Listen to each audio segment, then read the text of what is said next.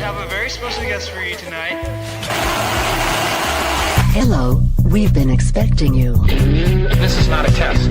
Your government and corporate overlords have implemented new measures for your own health and safety. We are just following orders. Everything is going to be fine.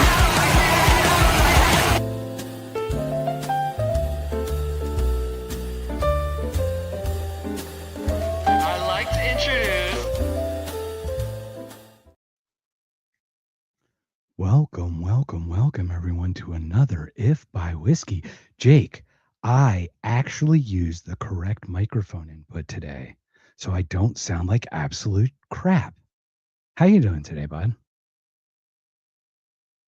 Now you're muted. Look what you did. Something happened. I didn't mute myself. I said you're off to a good start. Oh, phew. Well, I think like when you went live, it muted me automatically when you went live. So we're good. Oh, okay. We're good. Okay, my apologies, sir. What's going on, man? Welcome, everyone. I don't know. Hey, did I miss anything? What's been going on? You go to Florida and a war erupts. What did you do? Yeah, I went to Florida. That was nice. I got to watch the sun come up over the Atlantic, which I haven't done since last time I was in New York for a Yankee game. So that was cool. Yeah, I'm glad. This is one of those times where I'm glad I'm not in the stock market, just watching it like flop around like a fish out of water. But no, a lot's been going on. I'm some exciting stuff. I'm getting a supercharger put into my Blazer right now. I got a square body Blazer, a big lifted Chevy Blazer, getting a supercharger put on. So I'm excited about that. You know, car nerd stuff. We talked about keeping that one and getting rid of one other one, right? Is this the one that you're decided to keep? Oh yeah, I'm keeping that one. That one's getting a Torque Storm supercharger at the moment. The Aftershock Festival music band list, whatever you call it, artist list, came out today. A 4-day festival in Sacramento that we try and go to.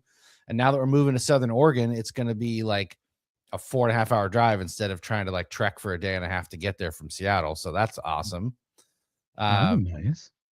Good stuff going on, man. There's a lot of craziness in the world, but my life has been very, very calm.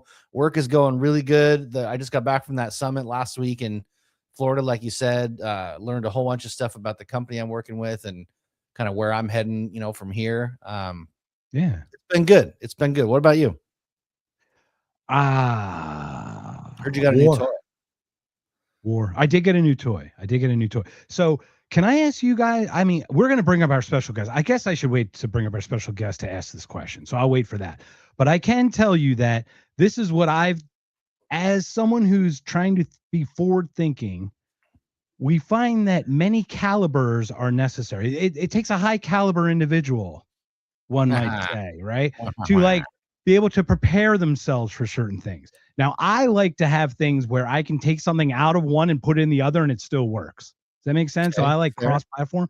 So what I've been trying to do is find kind of like fill in longer metal objects that have incendiary devices attached to them in some way to assist, that I can have cross-platform. Now, the question is this: should someone be high when they fill out the federal form? I'm just asking for a friend. I'm just curious about that question. I don't know why not. Okay, I just wasn't sure if that was a thing because I didn't do that, of course. I was just Are you aiming to have like just one caliber across everything you have, or a couple calibers? No, I certainly have a couple, but like, well, let's be honest. I mean, we need stopping power. We need also ones that are popular, right? So I have probably about 5 or 6 different calibers and multiple platforms of each caliber that I could take out of one and put in another, for example. Nice. So I don't want to obviously give up my whole thing. If someone were to do that, though, they might have 9mm and 40mm and 5.56 and 5.7 by 28. Might have some 12 gauge. Might have some, they might have some other 7.62 by 54R, perhaps. I don't know. Whatever. Are you talking about tires now? 220, whatever it takes. What's that? I said, are you talking tire sizes now? I think we are. Yeah, 220R15. That's what we are, because we're talking about your supercharger, man. So no, I'm really excited about our guest today, and I got to tell you a little bit of quick background about her. Yeah, bring it. couple months ago, just randomly scrolling my life away on X, I came across a post from this woman, and she was really giving a really poignant take on the shooting that happened in Minnesota with the crazy lady that was blocking the road, got shot in the face. The take that she gave, and I won't even try and summarize it because I will butcher it to all hell. But I highly suggest after we introduce her here that everybody goes and follows her on X. It really instantly I followed her. I started DMing her. I learned about that sounded creepy. I started following her. I saw that she was an author and wrote a book, and I was like, man, I really would like to talk to this woman on the show. Reached out to her while I was sitting in an airplane waiting to fly back to Oregon, I think, and just said, hey, your take on this Minnesota thing really caught my attention. I thought it was a really like well thought out, kind of equal on both sides, nuanced take. I'd love to have you come on the show. And she agreed to it. And I bought her book, and I've been trying to get, admittedly, I'm not all the way through it yet, but it's an amazing book. She covers a lot of different topics, and I can't wait to talk to her some more. But I'm just going to give you the quick intro real quick. She's an attorney, and she quit her practice to raise her kids, which right off the bat is like through the roof brownie points. Like someone to give up a career like that and stop doing that to raise a family is better person. I cheered on the person that quit being a lawyer to be a baker. If you're going to raise a family, you know what I mean? Like that's like extra kudos. So congratulations. But she had a couple things that we'll get into that happened to her, some tragedies, and she ended up moving up to the mountains in Utah, and she hosts some shows. She writes. She's all about prepping. This book that she wrote is amazing. I will show you here in a second without giving it away. But Suzanne Sherman is our guest today, and we're super excited to have her on the show. So feel free to bring her on up, Mr. Mark. There she is. Welcome, Hello. Suzanne. Welcome Thank to the you. show. So the book Here. is Federalism, which from somebody who's a prepper and somebody who I didn't see this coming. I didn't see this topic coming. It was like, wow, this is really interesting. And it's right up my alley. It's like how decentralization can save America. And I'm right on board with that line of thinking. And as you can see, I'm about, I don't know, most of the way through this book, but it's really just, it's easy read and not in a bad way. It's easy to digest. It's not a bunch of heady stuff that you're going to have to go grab a thesaurus and a dictionary to try and figure it out. There's chapters on the First through Fourth Amendment, immigration, criminal justice. I mean, it covers the gamut, and it's very impressive. And I've been waiting to talk to her, so I'm glad she's here. Welcome to the show, Suzanne. Thanks. Good to have you. Glad to be here. Thank you. So, how's your Wednesday going? I guess so. It's Wednesday, right, Mark? I think. Yeah. All right. I want to know, we can just jump right into this. We're really big on people on our show. Like we're really big on people and less on ideology. It's more about the people and how people arrive at their ideologies. I think there's a lot of people that are misunderstood. And I saw a post like an hour ago that said, what's the thing that keeps the people on earth from being able to live in harmony? And my first two reactions were government and religion. You take those two things out, and we're all good. But I really would love to know everything about your origin story. Like where did you come from? It sounds like you're in California for a while. That's where I was raised, Ventura County. And I'd love to hear your story. So jump in wherever you'd like to, but walk us through. Yeah, I was born in San Francisco, and growing up in the Bay Area, we would hear stories about how California someday is going to be ending up in the ocean. Well, when you're a little kid, that could be any day. You have no idea. And yeah. I literally had sleepless nights wondering when that moment was going to happen. So same thing for climate change and global and nuclear war, Cold War. Totally. Well, and this is, I love that you mentioned climate change, because all of this happened to me in the school system, just like they're terrorizing kids right now with that. They never really explained plate tectonics. Yeah, this really was, it's going to take a long time. You're not going to be here. But I'm old enough that it was global cooling when that was what was terrifying everybody at the time. and the long gas lines where then I guess we got the Department of Energy so we could be energy independent and not rely on foreign nations for oil. How's that working out? So, right? I always had this kind of fear in my mind, between what was the other one, the hole in the ozone, all of this. And I never really did anything about it. Left the city. I went to school in Southern California. I studied at UCLA undergrad. And I didn't, again, earthquakes, we had to deal with all of that. And I didn't really take serious action until I became a mom. And something really changed that. I mean, that changes you right away. It's not all about me anymore. So Can I ask you a question? Yeah, sure. Go ahead. When did the switch? Was like, I don't know how it was done, but like, I don't know if you did the testing or whatever, but was it the second you found it, your first child, you were pregnant? Like, did your literally did like a biological switch happen, or did it grow as you were slowly coming to motherhood? Your belly was getting bigger. You started, you know what I mean? Like, did the motherhood thing grow? Like, some people take to it so well. Some people are, different ways. I'd love to hear how you took to it. Yeah, that's a great question. And it wasn't just when I became a mom. It was actually before, when I knew we were going to be starting a family. We moved to an agricultural area, a little place called San Martin, between Morgan Hill and Gilroy, garlic capital of the world. Oh, and we bought about, Gilroy and Hollister. Hollister hay balers. Let's do it. Woo! Oh my gosh. Right, we have so much in common. We're going to have to talk some more. And so it was great ground there for growing things. So I started a garden there and got into that and started just wanting to put some food up, grew tomatoes, and I had more than I could process and deal with. So I started learning how to can. Then when I became a mom, we started taking disaster preparedness more seriously, earthquake preparedness, all of that. And I just got full into it. Oh, and then doomsday preppers came on, and how they sensationalize prepping and make you feel like, wow, you're really behind the eight ball if you don't have a shipping container to live in, or you're not bugging out with goats and ducks and wearing hazmat suits and that sort of thing.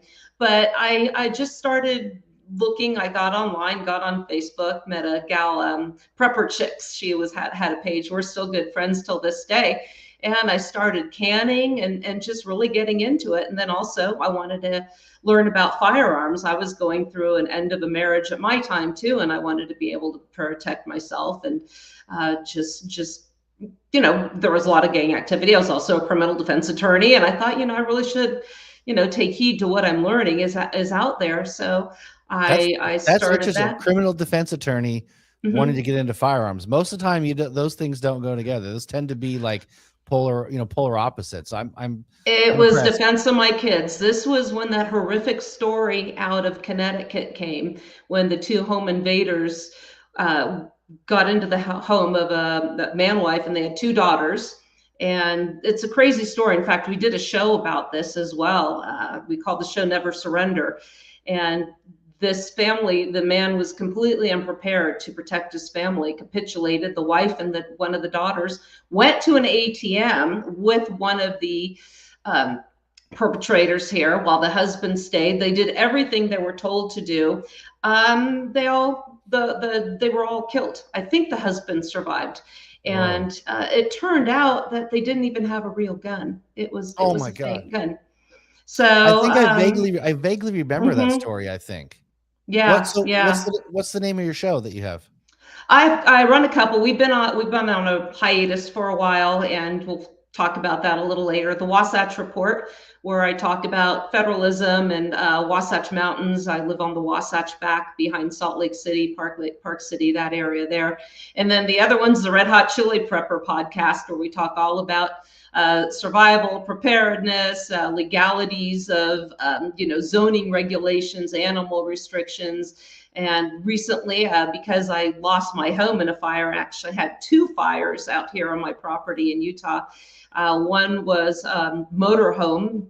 There was a manufacturer's defect, caused an engine fire. And 3 months later, we lost the home. So I always believed in redundancy. So I had my home. I had a guest house in case something happened to my home. I also had a barn with a motorhome in case we had a wildfire and we needed to bug out. And we were prepared. And through those courses of events, we ended up losing absolutely everything except that what was in our barn. And then somebody burglarized the barn after we lost the house. So I had to Leave it to start. people.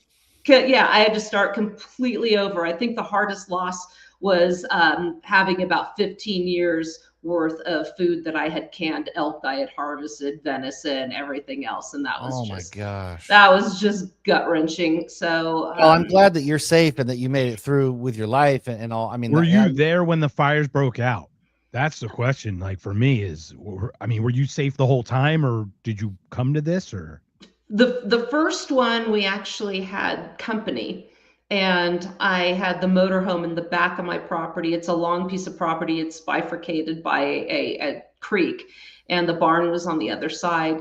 And I had the motorhome in there, and my son heard a and then my other one came screaming outside saying, "What is all that smoke?" And I run out and I look in the barn, and there's this massive bright orange fire and black smoke going through the canyon. And the RV looked like it was intact. I thought for a nanosecond, maybe I can go. No, I can't get it out of there. And so it was the engine fire. And we didn't know that at the time, though, but we just saw the entire thing just go up. There's a 40-foot wall of flames. I have a picture of my son standing in front of, and we just watched it marching closer and closer and closer to the house. And we almost lost it. I live a ways. It took the fire department almost 45 minutes to get here. And right when SO, who was hosing off, he connected hoses and tried to get the area wetted down, just yelled, "Evacuate, evacuate, evacuate." And I have to say, my family performed. We were like a well-oiled machine. We had the car keys hung by the door. We moved vehicles. We got everything out of the way. I got some of the things out of the house that I wanted to get out. And the one thing what saved my house that day, and I want to spend a little time, a real important tool in preparedness and survival is something that's with you all the time, and you need to listen to it, and that's your intuition. So it's between your ears, your knowledge and your intuition. Few things saved me that day. And the first of which, a week before, I mow my backfield, because we've got, propensity for wildfires out here. And this was September, August, it gets really dry. My neighbors run cattle, the grass is always taller. So I mowed the lawn between my chicken coop and the field there. I thought, I was just about to go inside. It was hot, it was dusty. I said, I'm not going to be lazy. I'm going to mow that back grass. That bought us enough time to save the house. So wow. Yeah. The other thing that happened is it's like a weird pattern recognition experience thing. You just know these, and it really does come. It's like that. Malcolm Gladwell, for all his flaws, has a couple good moments. The 10,000 hour thing where it kind of clicks for you. And I'm curious if prepping and drilling and all the work you do with your family, obviously that had to take time and took time to be so well organized when it came to an emergency. And how many times do you are you doing something and you have that voice, like she said, like that intuition or that voice between your ears? It's like, oh, don't go sit on the couch and open a beer. Go make sure you do this. And how many times do you dismiss that voice and go have the beer versus follow through and do the thing? And it's in cases it can save your life. It's a couple questions, honestly. So first off, the Wasatch thing, it was bugging me, and I couldn't remember where I'd heard that before. There's a woman on X called Data Republican. Oh yes, she's very good out here.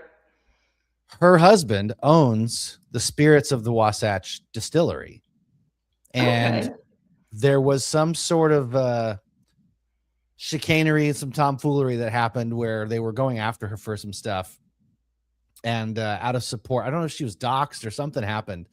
And out of support, I ended up buying a hoodie from Spirits of the Wasatch. So I have one of their hoodies, and I was trying to buy some of their whiskey, but they can't ship it out of Utah. So sidebar, Wasatch kept going through my head. But I want to ask you, so when I was a kid, my mom was really big on canning and storing food. never did like dehydrated stuff or anything like that. I didn't come up from a family of hunters, so I never had like elk or venison around. But she was really big on canning fruits, vegetables, that kind of thing. And I kind of, as a kid, I was like, my mom's the weirdo. Like, why did, none of my friends' moms did that. And I always thought it was like kind of strange. And now it's one of those things I look at where I wish I would have paid more attention to it. And I'm wondering how you got into it. If it was just something you sought out, did somebody pass that down to you, or what was it that triggered? Was it just the sheer, like, I need to learn how to survive stuff, or was something else an impetus for you learning how to do that? A little bit of both, actually. I had cousins by marriage. They married into the family, and we would go down and spend time with their grandparents. And they had a farm in Santa Cruz. They had a really nice crop, vegetables, and we would water the garden. We called it Grandpa Brown's garden, and we'd water the garden and harvest in there. And Grandma Brown would can. She would can all the produce from the garden. She had I guess all of it out in the barn. And she even had those side-by-side tubs that she would wash in, stand there with her apron and doing that. And, I always admired it, but we never knew much about it. And so I had a couple other friends living out in the country that did it as well. And to me, it just always seems like it was too hard to do. And then I just started, and one of the things with the internet, you could get information easily. And I started learning how to can the food and pressure can, and I just got really into it. So I dehydrate. I had a freeze dryer. I'd like to get back into doing that again. And food sovereignty is really important, especially if you can grow your own and not rely. I mean, there was a truckers strike out in California, and I remember the shelves being pretty much bare. Another time I came home, we had no water in the house. There'd been a pipe burst in the community, and I had plenty of water. I mean, we were able to get by without having to worry about any of that. We had water for washing, water for drinking, water for cooking. Wasn't a problem. And it's very empowering to know that you are not just going to be held hostage by weather, social unrest, or something like that. And I tell people that think that they might not need to prepare, as it's just a matter of, if you don't feel like cooking that night, or if there is a bad storm and it's not safe to go out, if you just have a well-stocked pantry. And if you go to my website, SuzanneCSherman.com, you'll see a blog there for the well-stocked pantry and I also have a book, Food Preservation Strategies, which tells you how to have food on hand so you can make a meal just off what you have. You don't always have to have fresh food, and especially if you have, freeze-dried or frozen or canned foods for proteins, and you can just make whatever you need to. Again, you could be sick, you could lose, it could be loss of employment. All of these things happen.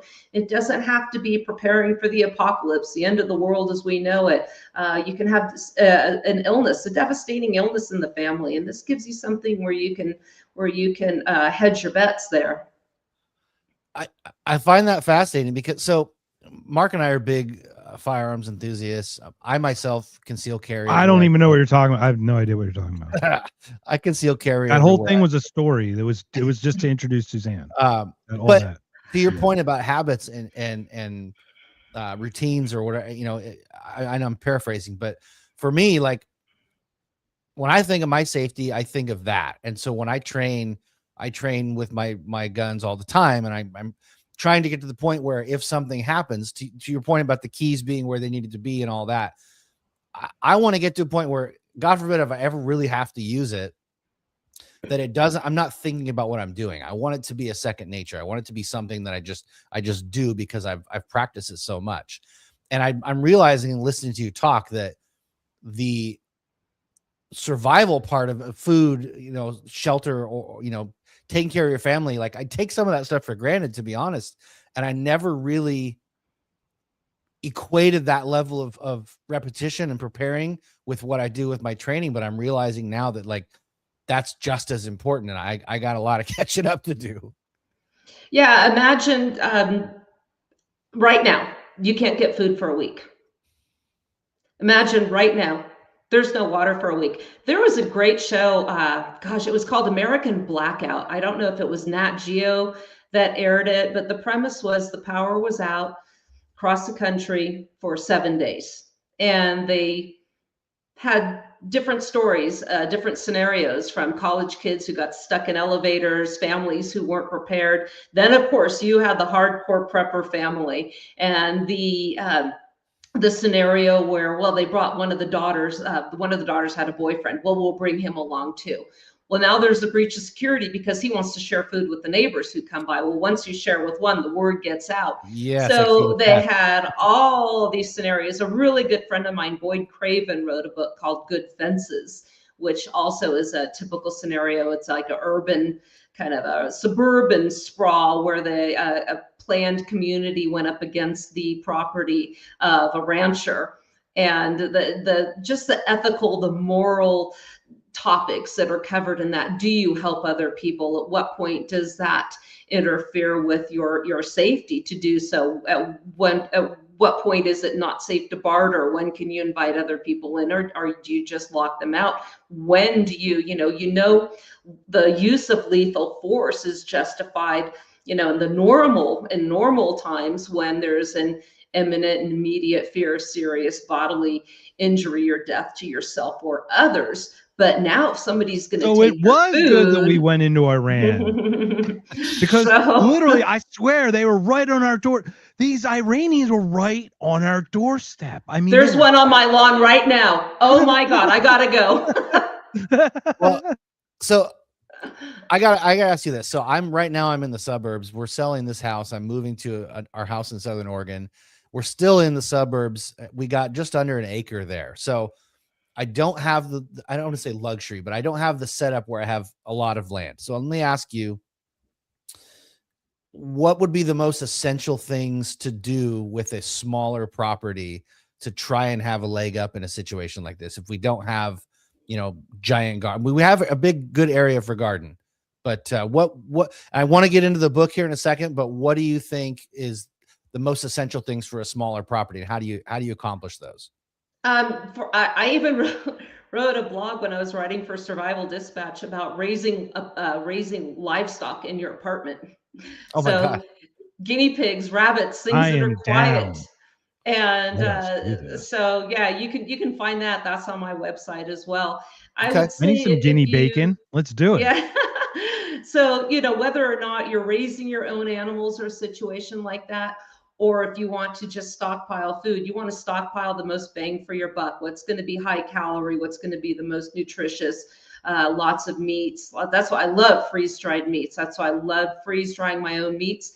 And if you have a small apartment and you don't have a freeze dryer, I would say it's worth the investment to go out and get a lot of it. Or if you know somebody that freeze dries their own meats, trade, barter, do whatever you can with them. Form a community. Even when you move into this new home, get to meet other people, find like-minded people, say, hey, oh, you have a freeze dryer, cool, well, I can do this. If you have a trade, if you have something that you make, if you have a skill, if you're a plumber, you're an electrician, have something, woodworking skills, have something, form this community. Also have different types of gardens. Hey, if you grow zucchini, I can do tomatoes, or somebody has a fruit tree. That's really the way to solve these problems. I mean, I think if you look at what happened in Lahaina, everybody's standing around. Where's the government? Where's the government? The government wasn't coming. Yeah. What happened was the people came on. They were there the whole time they started the thing. What are you talking about? Well, Suzanne? they weren't there to help. They were there the whole time. So it was the people that showed up in boats to help them. So, and that's, we've talked about FEMA. We talked about disaster recovery after we lost one. I talked about not only did I lose my barn, but a couple months later, I lost my home. And the interesting thing is, the barn was actually a blessing because my adjuster said, your home is severely underinsured. I would have lost it also another reason, because I mowed that lawn. The other main thing was I was just working on my RV a couple days before to get it ready for, interestingly enough, a safety inspection at the dealership. And typically when I'm going to leave early in the morning, I just park it right up against my house. Every time for 10 years, that's what I've done. I'm backing it up. I do the 3-point turn. I put it in drive to drive to my house. And a voice came from this side, right behind my right ear. It said, put it in the barn. And I stopped for a second. And Okay. I backed it up, turned the other grass, way. Suzanne. That's your thing. You're touching grass. You're literally in with like, you want to talk about like Gaia and like Mother Earth. I mean, the way you live your life, you're connected to these other, and Yeah. I think everyone looks out for each other in that weird world. So I think that's probably what those things are. I know that sounds weird, but So had that been next to my house, that would have been it. So my adjuster had told me, hey, you're underinsured. So I upped the insurance on the house. I was still underinsured. I should have had somebody that really knew what they were doing help me with it, but I was still traumatized by that first fire. And going back again now to these thoughts, it was Christmas and just before Christmas, and I went downtown to go run some errands, do a yoga class, hang out a little bit. And something kept telling me, go home, go home, go home, go home.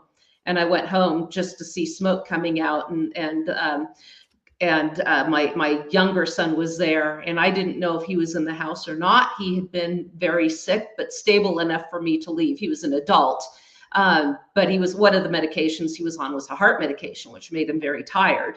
So I did not know if he was okay. If I'd kept going down the road, I would have gone. There's no cell signal there. So I had to make the decision, do I go the opposite way? And I floored my car backwards. I couldn't see where I was going. I was screaming at myself, I don't know, out loud or just in my head to stop, stop, stop, stop, stop. I could not physically lift my foot off of the gas pedal. And then I backed it into a ditch. And then I had to run the other way away from the house to finally get a signal. And they said, yes, your son is out. He's the one that called us. So when the fire department got there, it's Christmas now. I'm not going to be able to get his heart medicine. I tapped one of the guys that was up at the top. I said, can I just run down in the kitchen and get his heart medicine? It's just down there. The fire's on the other end of the house. I know better. I know better, but your son's heart medicine's in there. What are you going to do? So he just looked at me like I was crazy. And I was literally out of my mind at the time. And he said, do you know what's going to happen to you if you open the door in that house? And I realized there's a movie title with that name. Yep. Yeah. Backflash. I think that's what it's called. Backdraft, right? I think. Backdraft. Yeah. And I realized that at that point I had been protected and we were going to be okay. I was physically stopped from being able to get into that house. And because I was in no point to think clearly at that time. So there was another thing too. Not to get into any particular religion, but my cousin's Catholic. She gave me some rosaries, and I had hung them on my post. I had a log bed, and when we were finally able to get back to the property and see it, my older son said, "Look at that." The bedpost was just a chart. It looked like it'd been in a campfire all night. The rosaries were undamaged. Interesting, because rosaries catch my skin on fire. That's a really interesting comparison to the two stories that we would have. They're almost juxtaposed again. No, some of our best friends are Catholics, so we don't hold it against them. I have one weird question because you mentioned heart medication. So I have TRT. So I get sweet potato juice shoved into I shove it into my thigh once a week. Okay. I love to prep, but I'm also somehow stuck to this beautiful thing that we've created that through science. Obviously, science is a beautiful thing. We've come so far. So fast. Medication. You have this medication to which you're beholden as a prepper. It's almost like there's always something that they can just dangle and hold and keep you tethered to them in some way. Yeah. You know what I mean? It's interesting. How do you work with that, especially at the level you are? I'm even at your level, and I'm like worried that every week my testosterone's not going to get shipped to me, or I'm not going to get it or something. I don't know if you ever follow what was her name, Nurse Amy or something. Anyway, Dr. William Alton, Dr. Bones, he has a great book on survival. But the sad truth is, if your life depends on a pharmaceutical, I mean, like say you need to stop from having a heart attack, or you have diabetes type 1 requiring insulin, and that no longer becomes available, what the experts say is you're going to be the first to die. So you can try to stockpile some. Does that expire? This is why one of the reasons I say the most important thing is to not be dependent. My son this was temporary. He suffers from an immunological disorder that attacked his thyroid. It's called Graves' disease. And he'd been in and out of hospitals. Nobody could diagnose it until he was so sick he needed to go on heart medication. He's past that now. Um, That's but good. if I'm you glad to hear have, that. yeah, if you have a lifelong chronic condition that you are absolutely dependent upon it, okay, some people can stockpile some a little here, a little there, but at the end of the day, when you're out, you're out. So the best thing is to try to prevent the need to ever have to be on, say, heart medicine. To what if you're in the middle of chemo? What if you're in the middle of radiation therapy? Live your life so you are, you put a lot of deposits in that good health bank account. So if that does happen, you don't want to have to rely on that medication. Learn herbal remedies, learn things like that. Stay in shape. Be what she's saying, Mark, is you'll be fine without your TRT. Don't worry. No, I You won't, might- bro. This is how You they might got cry me. a little This is bit the more. thing. but you- Dude, I was bamboozled, my friend, and that's what I'm trying to share. Because TRT replacement, the way I get it, turns off your ability to make it, I'm and aware. getting that back turned on in the right way is Yep. almost impossible. And just having that getting rugged at the numbers I'm at is like this weird thing. So it's like I got sucked into the thing and got put on the teat, man. And it's just one of these educational things. I'm just trying my to share. brother- It's great. The TRT stuff is great. However, not to the point where it turns off. They My tried brother- to take my son's thyroid out. They said, well, let's just remove his thyroid. I said, And you went iodine, right? Hopefully, or something. You went with we something did with nothing. iodine. Or, Oh no, Oh, okay. we did medication, we did potassium iodine for lifestyle. them. We did lifestyle changes. A little. Now he's on a very low dose of methimazole, low dose naltrexone. Naltrexone is actually an opioid antagonist that at higher doses they use to get people off of opium. But we have got a fabulous provider. If anybody's in Utah, it's called Whole Health Team. Jason Hone, he is in Provo, Utah, and he literally saved my son's life. So the key is to find a provider that can get you so your life does not require these. Do blood tests regularly, not just the regular crap that they do, but get somebody like a functional medicine doctor that will really find what's going on and then find out so you will be resilient when the time comes. You don't want to have to be reliant on this. Plus, who wants to live reliant on medication? I have a friend that I grew up with, and I talk to her once a year, always at the holidays. And she just said, oh yeah, she's my age. And she says, I have no energy to exercise. I'm on blood pressure medication. And what was it? Blood pressure, what else? Thinners or whatever Statins. else. And Statins. That was it's the one. the Statins, frickin' blood statins, pressure. man. And she Don't goes, do yeah, it. Don't no. start. I just know that Just, one. and Yeah. I told my doctor but no yeah, so many times. I drink like a fish. It's like, okay, so you know why you're, so, things like that. I mean, alcohol metabolizes into carcinogens. So I this take is- meth and my teeth fall out and I scratch my skin off. I'm It's kind got of to not be. It's got to be a priority. And I will say, I do have a functional medicine doctor. I do my blood work about every 2 to 3 months, and I do get into some of the weeds on stuff that isn't a normal blood panel. And Mark, yes. I've got a brother that is in the same boat. I got a brother that started doing TRT because his levels were low, and he's in the same boat where he started taking the synthetic, and now his body doesn't make any of his own. His free testosterone is 0. And so now he's got a 900 or something, but his free testosterone is 0. What I did, and it still is a pharmaceutical, so I'm not saying this is better. What I did is I started, when my wife and I are trying to get pregnant, I started taking something called Clomid, and Clomid is what they generally give to females who are trying to get pregnant. But for males, there's like an off-label use where it makes you make your own testosterone, but more. So I started taking Clomid, and my testosterone got up to like 800-900, but my free testosterone is like 110. So it ended up being something that helped quite a bit. And then there's a bunch of herbal remedies and things you can take too that help raise your testosterone. Deadlifting, lifting heavy weights also does that too for you. It stimulates a lot of that stuff. But yeah, TRT, the synthetic stuff, it's the perfect example of there's no free lunch in nature. Everything's a trade-off. Yep.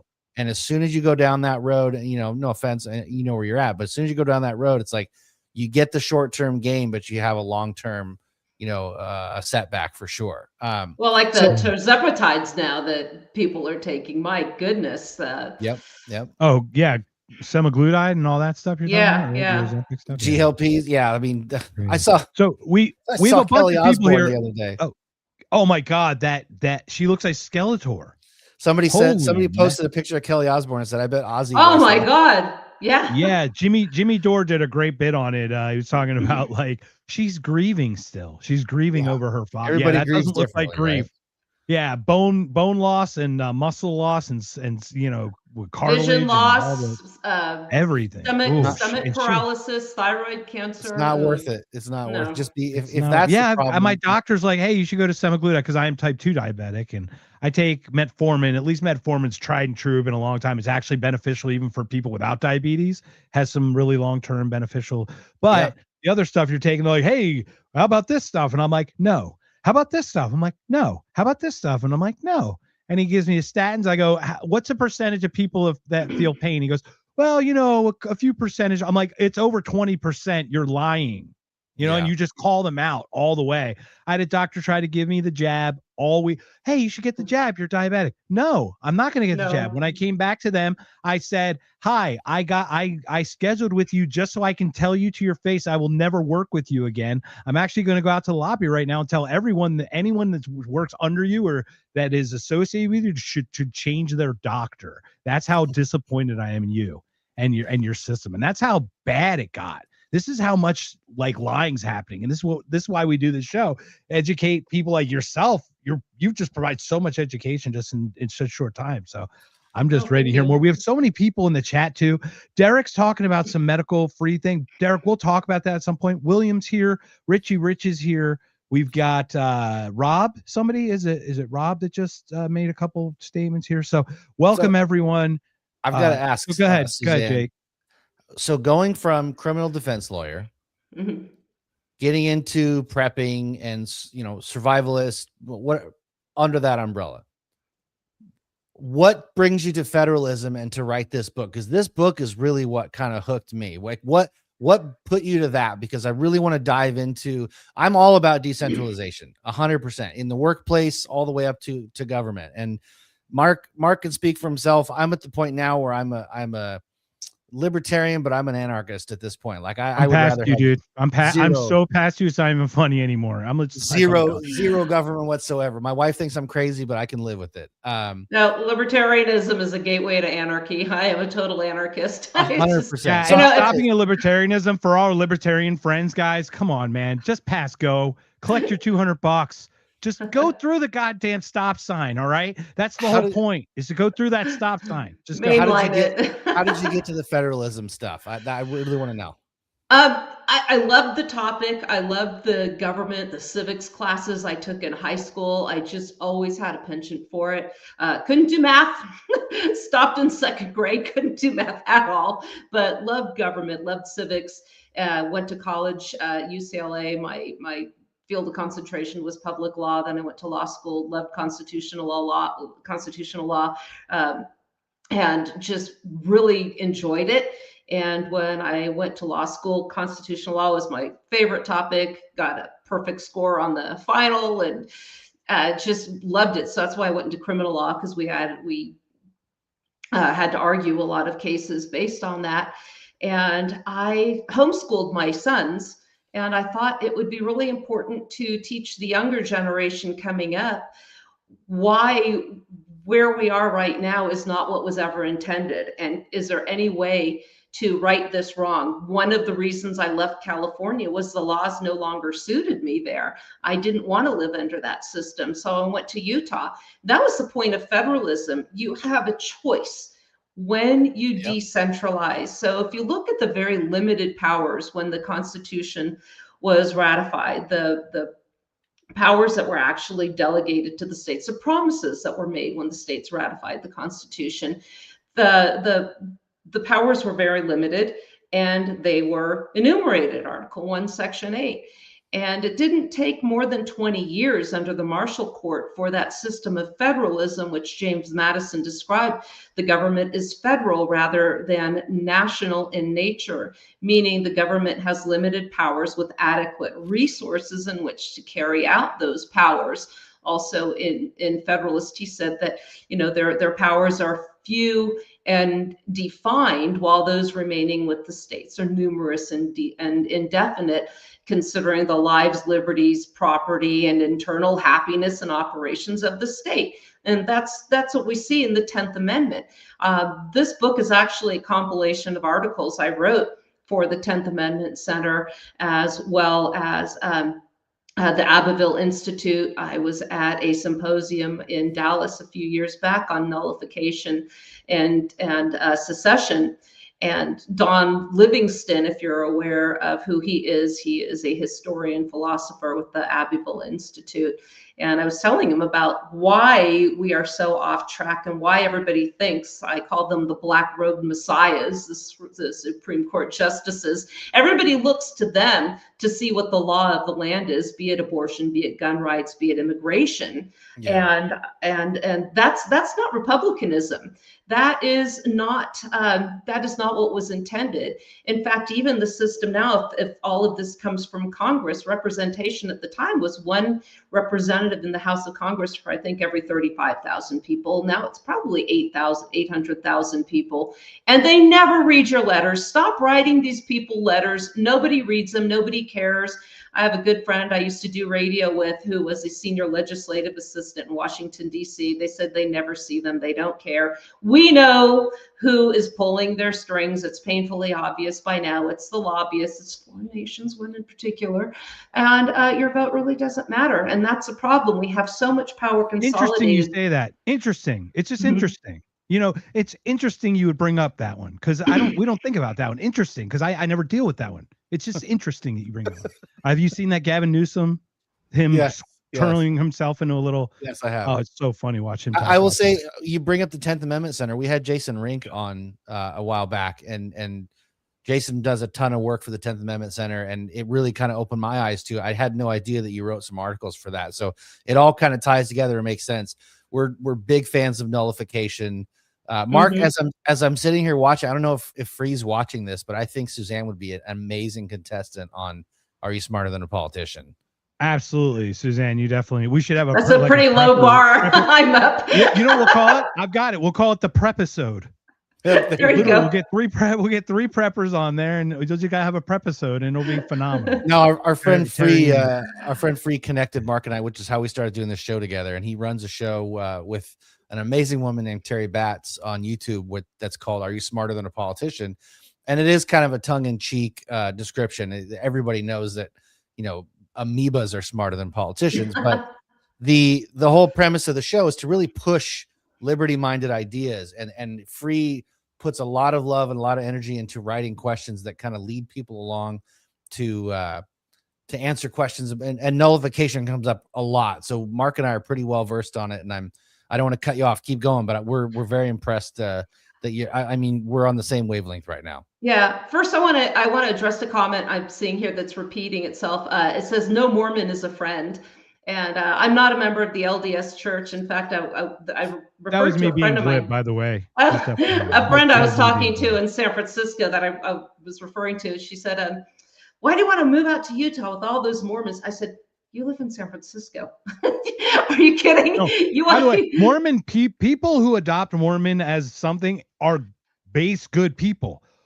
Also, they're great CIA agents. They make great CIA. So it's like this weird thing about it's like the goodness of the person allows them to be like, as long as they can adopt whatever that thing is, the ideology, they're great at being clay for that. If that makes sense. Friend of mine actually posted that. I said, you act like it's a compliment, because he's both in military special ops and a member of the LDS Church, and I just kind of poked a little fun at him. But I will say, the LDS friends that I have in this community, they have been here for me since my boys and I came out here. Always welcome at their events. When I had the fire, they were here both times. What can I do? And I told the bishop, I said, it's Labor Day weekend and it's 9:00 at night. I have no power to pump my well on the embers, and the fire department left. I need an electrician, because I'll be back in 10 minutes. And he was, and we had water.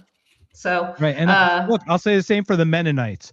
I'll say the same for the Pennsylvania Dutch. I'll say the same for the Amish. I'll say there are communities that are amazing communities, and there's some great people in those.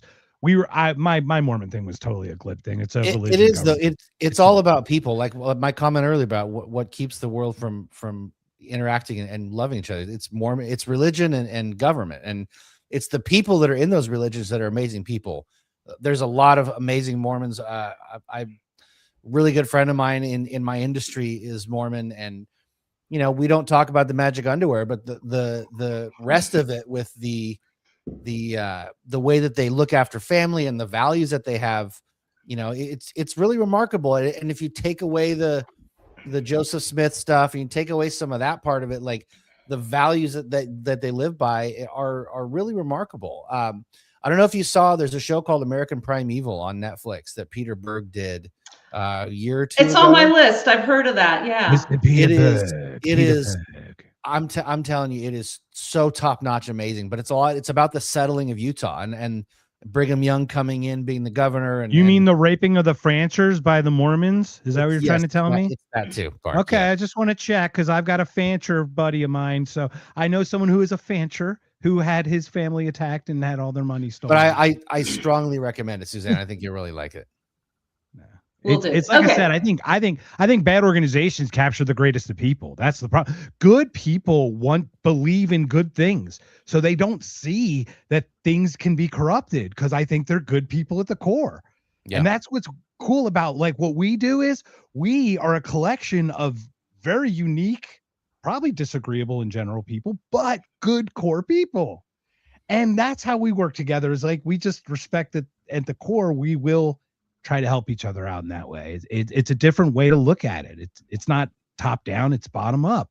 I know another way. Yep. What was it? Brian McClanahan, a historian. I really like his solution. Think locally, act locally. Stop looking to these sociopaths in Washington, D.C. for your answers. So back to federalism. I forgot where we left off.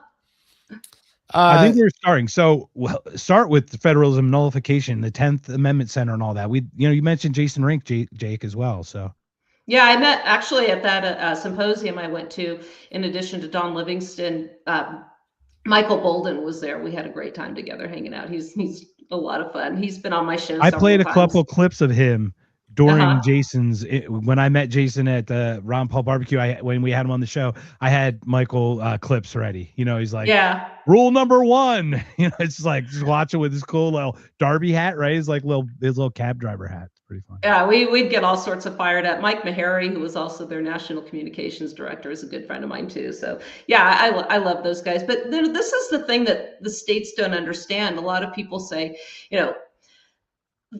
the topics I write about in this book are really triggering for both sides. And this is why I say you really do need to be consistent if you're going to look at it from a constitutional perspective. So for instance, immigration. And early on, this was even a point of contention from before the ink was dry on what I call the holy parchment. So I tell people, show me where immigration is a delegated power.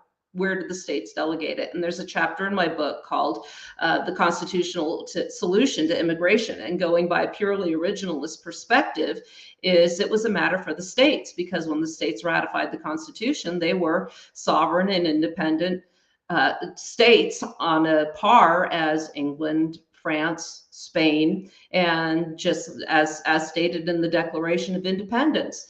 The problem is when you have all this nationalization, the Supreme Court saying, oh, you have to educate these kids, we have to provide medical, and here's federal grants for all of this. It's become taken over. And just because there are federal statutes saying that immigration, that where the Congress has power, they just took it. They were never delegated that authority. So when, from that perspective, looking at now what's happening in Minnesota, looking at what happens in California, where they're fighting ICE and they don't want ICE there. As much as I hate siding with Newsom or Pritzker or Horchel, any of these, they're from a constitutional perspective, right? Correct, if you take that. But even early on, for instance, John Adams took the position that yes, the federal government had power, and that was the Alien and Sedition Act when he got the Alien Act. And guess what? It ended the power of the Federalists, and the Democrat Republicans took over when Jefferson was elected. It cost him his office. I will say though, too, to your point about if you just stick to the Constitution, there's going to be people where you're kind of on their side, but it's because the sides that they're on kind of move. If you're on the Constitution side and you're straight down the middle and you're honest with, it's not about the parties, it's not about the ideology of the parties, it's about the Constitution of the country. And sometimes there's going to be a Newsom or a Pritzker on your side. Sometimes there's going to be a Republican on your side, unless you're a Massey where you're on the Constitution all the time.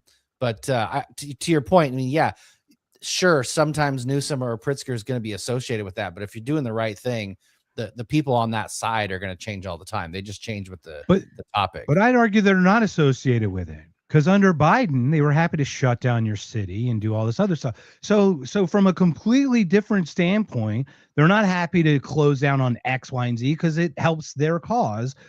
And this is ridiculous. You know what I mean? I mean, they need to be held accountable at these levels. They're opportunists that pretend they're on a side. Yeah. Yeah. But to that point is like, if you stick to principle, there's no side to be on. It's the truth is, look, Pretty Good, Breonna Taylor, all these people, state overreach. That's what caused all of those incidents to happen, was state overreach. That's the issue. If someone says, but Pretty had it coming because he kicked a tail light the week before, that's not the issue. The issue is the state initial overreach, just like a state's initial aggression on a country has resulted in multiple American deaths. We are the ones who are trying to save people's lives. It's interesting, right, that we're the ones being vilified here. Yeah, and consistency really matters. You know, we had a really big example of that with the Dobbs v. Jackson case, where everybody said, "Oh, Roe was overturned." No, it wasn't overturned in so much; it was properly returned to the states. That's how it should be. Yeah. But the Supreme Court, in their infinite wisdom, at the same session in the New York Times Rifle and Pistol Association, I think that was the name of it, versus Bruin, they did not allow. What they did was they retained the federal power instead of returning gun laws to the state, because what we saw was incorporation of the Second Amendment against the states in the McDonald case in Chicago.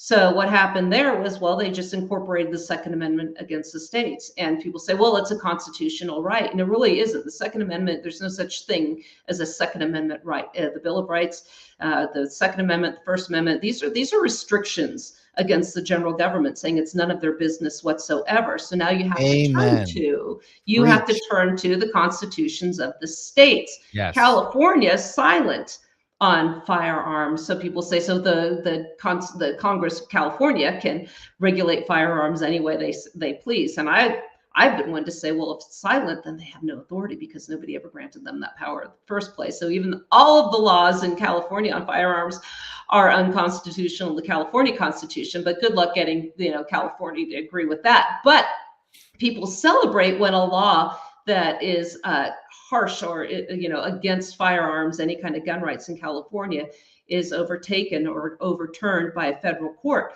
And again, what are you doing when you celebrate that? You acquiesce more power to the federal government. I mean, I couldn't say it better. I'm right there in lockstep with you. Yeah, and this is why, here's another example: national concealed carry reciprocity.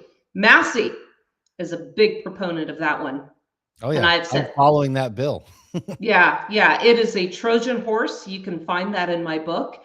The feds have no authority to enforce the acceptance of a firearm permit in one state or from one state to another. And people say, oh yeah, well, they do that with driver's licenses. No, it's a pass-through. I had to get a Utah license when I moved to Utah. And also the people of the state of California might not like, cowgirls like me coming in with their firearms. I mean, I left because the ones I had were no longer legal in California. They tried the compromises with the bullet buttons and all that garbage. Wait, you mean it could hold like 6 bullets?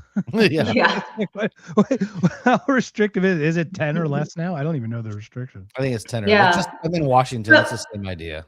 When what I had said here, if you pass this act, and I had a very heated discussion, animated discussion with a guy actually named Heller, who had a radio show in Arizona. And he was very much, you remember that one, Charles Heller? You're in Arizona. You might know who he was. I will look Charles Heller up, but the name sounds familiar. Is he a poker player too, by any chance? I don't know. He blocked me It after sounds this like conversation. He may have taken all my chips but he thought it was wonderful. So I said, well, let me ask you this: what's going to happen if Utah is a shall issue state? If you are a law-abiding citizen, you're not a member of a prohibited class. We're not going to go down that road, but you are granted one just because you asked for one. In California, it's a May issue, and good luck getting one in California. So they have different standards. So I said, what's going to happen now to the states with the different standards? And California, you have to actually take, training where you actually have to take a firearms test, and your license is attached to one weapon. So we don't have that in Utah. So how are we going to figure that out? And he goes, well, it's just going to go to the Supreme Court. And I said, well, that's stupid.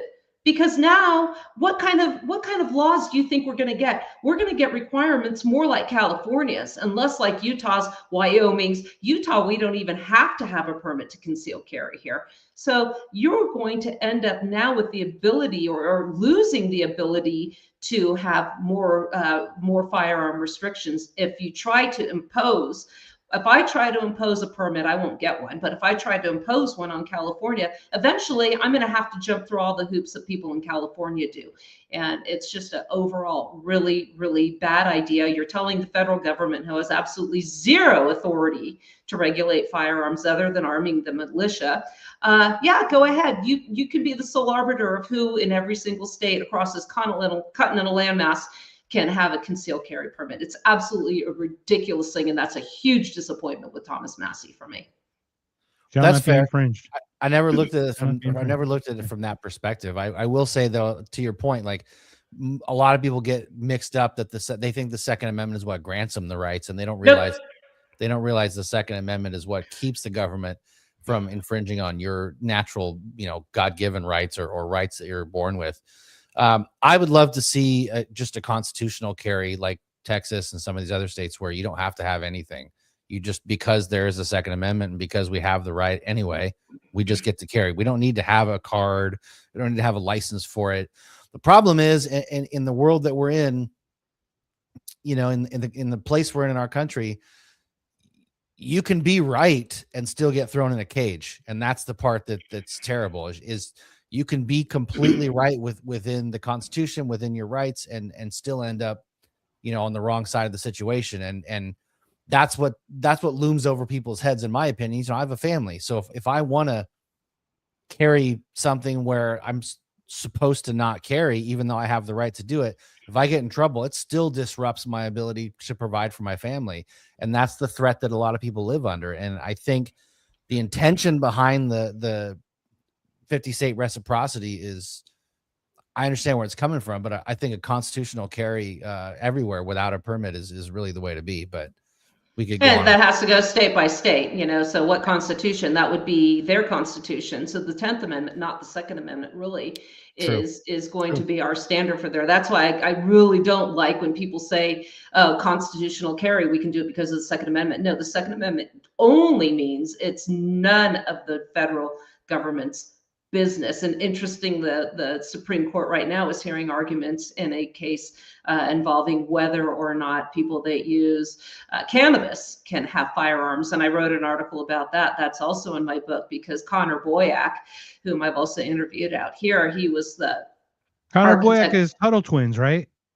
Yeah, Tuttle Twins, and he was one of the. Right. He was. By the way, marijuana is a terrible, terrible substance. I don't know anyone who would dare even think about any kind of cannabis use in any possible way whatsoever. It affects your vision. You have to wear glasses when you use it. Yeah, I hear you have to switch to glasses.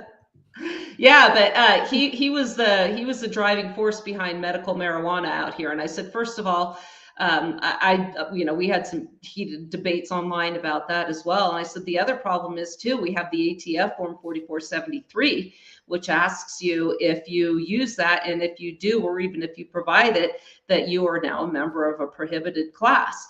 So I said, by making people have to get a medical permission to use this for whatever reason, for medicinal, or just because you want to, now makes you a member of a prohibited class, and it's a felony to lie on the ATF form.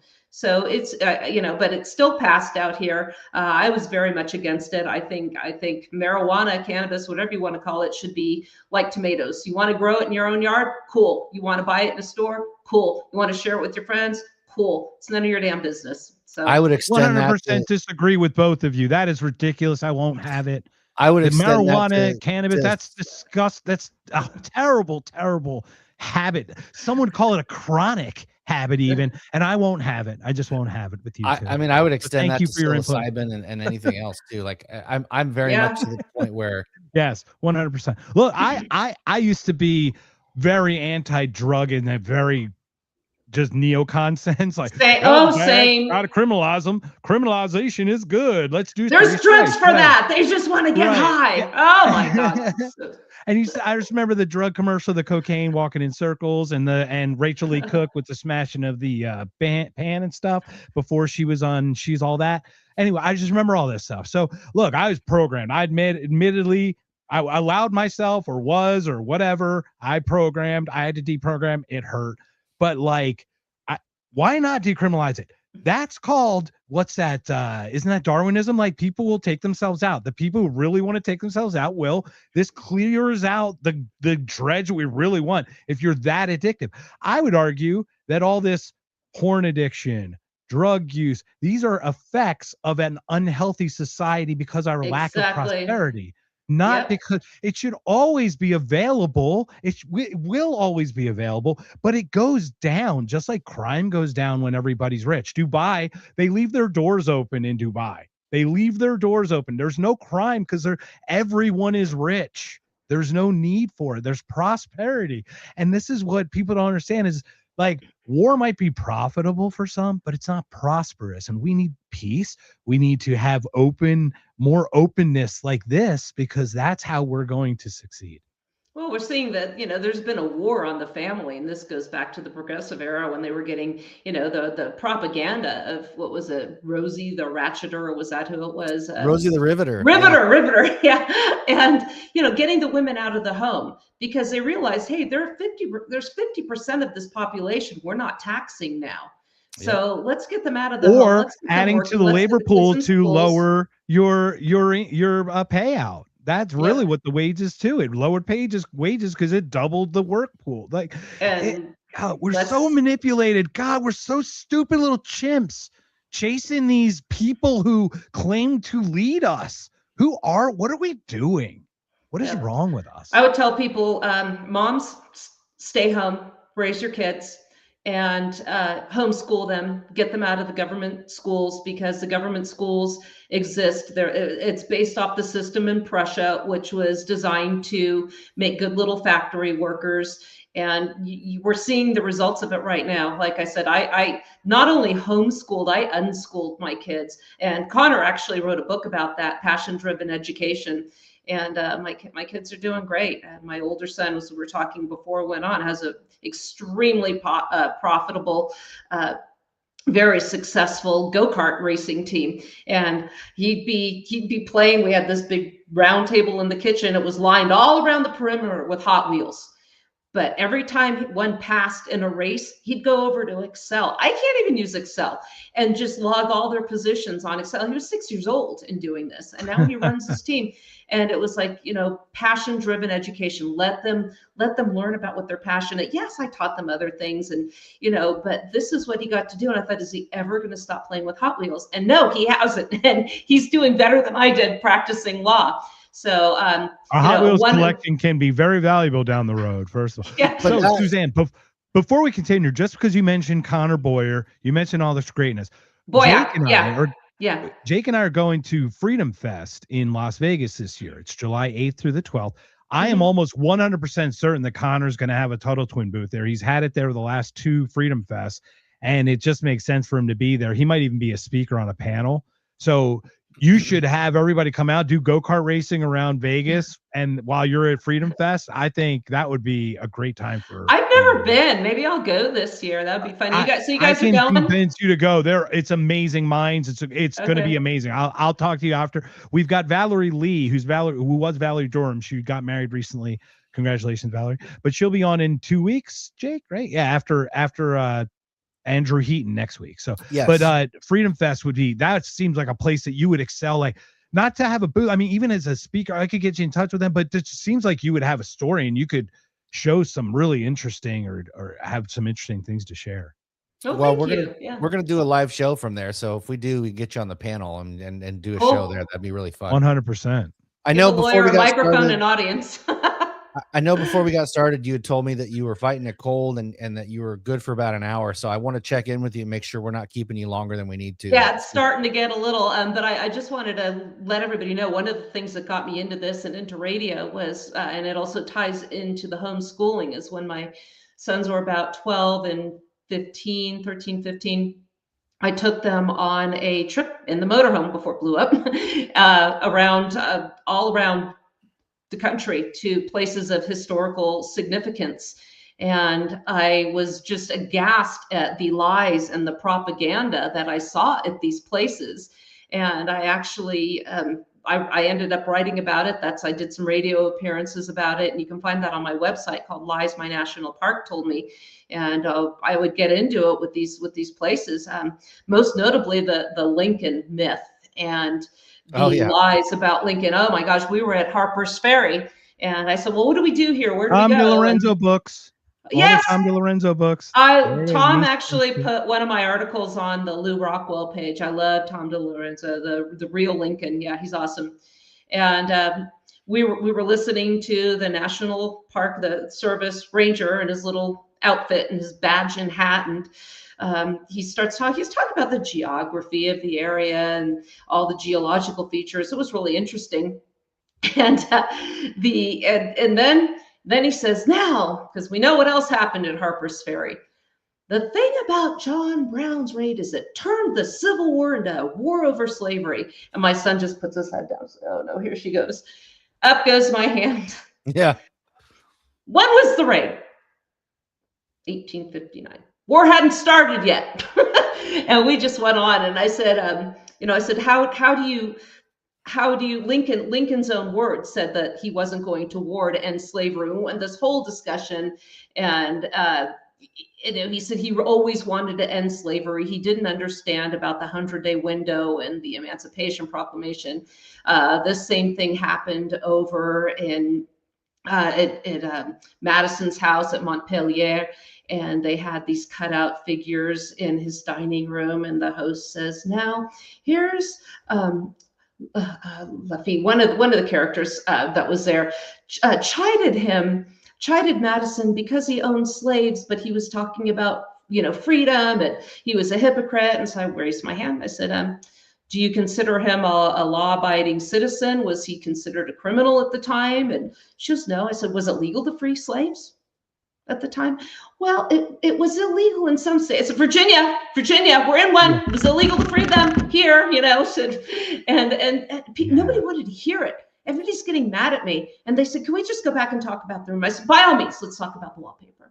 And what's funny thing to me is Nikki Haley's so dumb, she actually said something correct. She's so dumb. They asked her if what started why Lincoln, whatever, and it wasn't over slavery. She said it wasn't over slavery. I'm like, ding, ding, ding, ding, ding. Fine. Oh my God, Nikki Haley found a nut. That blind squirrel found a nut. Holy mackerel. But she got vilified for it. People, and I'm like, that's actually I remember that too. Because they kept the one time. Right. It's to keep the union together, everyone. Hello. That's always the knock Everyone's on Jefferson too, is Jefferson had slave kids and he didn't even free his own slaves. Like you couldn't he free couldn't, he slaves was in debt. He was in debt. It was illegal. You couldn't do it. Not only my that, understanding is that it was such a large haul just to speak about individual freedom. You wanted to jump both hurdles in one shot. I mean, that's allegedly where the back and forth was as well. You know what I mean? His only option was to sell them too. So, and that was the worst thing that could happen to slaves.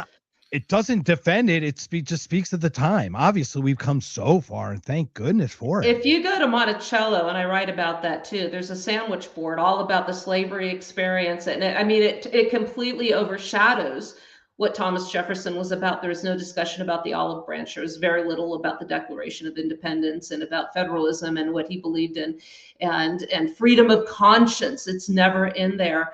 And again, nobody's saying that slavery was okay, but I wrote an article. The first one that was published on this regard was for the American Conservative. And I got excoriated in that. Oh, white woman goes to plantation, is mad that they talk about slaves. Now, it wasn't just, it was the proportion. You can do both. You can cover both. Yeah. And it was, and never did they mention that when he was in the House of Burgesses, he tried to tax the importation of slaves because he knew that would be the first step in eventually leading to it going away. And that wasn't brought up. And King George prohibited that. So there were a lot of barriers, and it was just, you can read more about it, and the slant on progressivism at every single battlefield. I spoke at an education conference for the Sons of Confederate Veterans, and I was telling them about, we were walking Kennesaw Battlefield. I stop in and listen to watch the videos. They play a movie, you can see as an introduction in there. And they were reading a diary from a Union soldier who said, "These rebels fight with such fierceness. It's a shame their cause isn't noble." And what I said to the crowd there, as I said, on the mountain, on Kennesaw Mountain, you can actually see the city of Atlanta. If fighting for your country, your values, your very family, your very way of life is not a noble cause, I do not know what is. But that's why they obfuscate the real reason, and they make it all about slavery. Because then, if you try to bring about the truth on this, oh, you're a racist, and bring that, and it's the lies, and by making Lincoln look like a hero is how we got to this point, while we look for every solution to be at a federal level. And a lot of the problems we have today, we probably wouldn't be experiencing if he had just let the South go on their way, which, by the way, they had every legal right to do, because 3 states reserved the right to leave when the Constitution was ratified. And under the Equal Footing Doctrine, that term and condition applied to all the states. This is why they never tried Jefferson Davis. Why would they?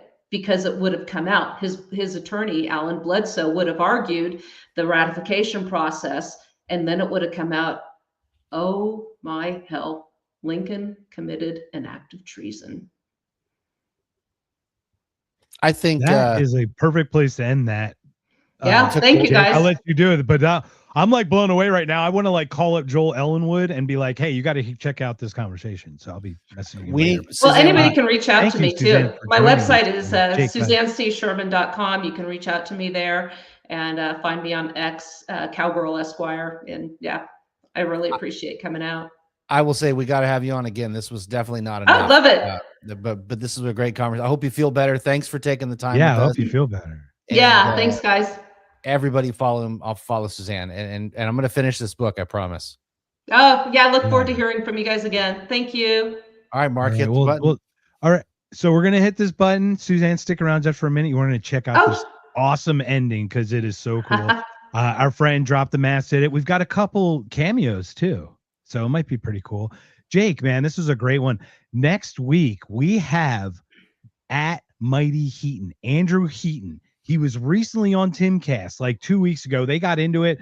Heaton certainly held his ground and then some. It was beautiful. I can't wait to talk with him. After that, Valerie Lee. Then Jake and I are going to break down, I think, the religious Andrew Wilson and Dave Smith conversation, possibly. We'll figure that one out.